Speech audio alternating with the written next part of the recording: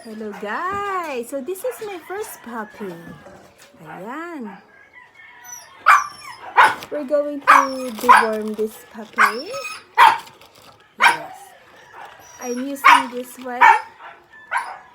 Yeah. So, before going to the vet, you have to deworm your puppies twice at the age of 1 month. So this one, Siberian Husky, she turned 1 month. Yeah, she's so cute. Yes. Ayan. Oh, it's okay. Dito tayo ngayon sa dog house. Yan. Using syringe. Since 1 month old pa lang yung puppy, we need only 1 ml. Alright. Other people are going to the vet no, for deworming. Ako kasi, sanay na akong mag-deworm ng puppy here at home na. So, ayan, madali lang. Just put aside. Puppy, puppy. Okay. Dahan-dahan lang.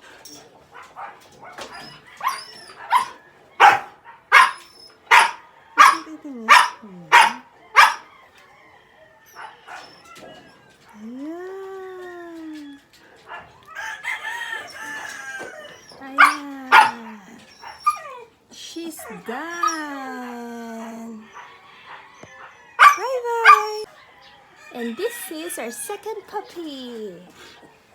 Bi-eyed siya. Yeah. The other eye has a different color.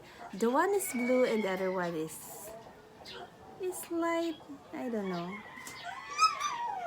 I think both are blue. So let's go deworm.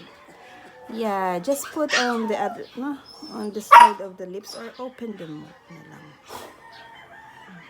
This is how you do it. Okay.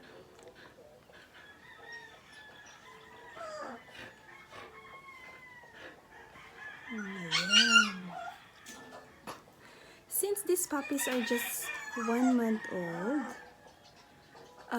you need only 1 ml. So that's it. She's done. Isn't she cute? Bye-bye. And this is our last puppy.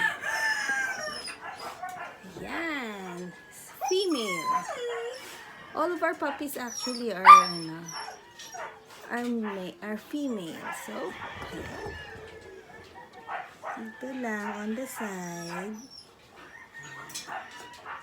This is their second deworm.